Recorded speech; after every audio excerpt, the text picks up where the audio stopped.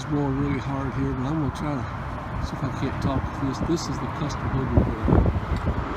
Every place you take this, it's just, where did you get that? How did you do that?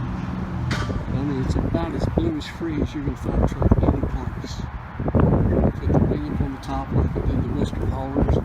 You might not be familiar with that at all. I mean, there's not a ding in there's not a ding in it.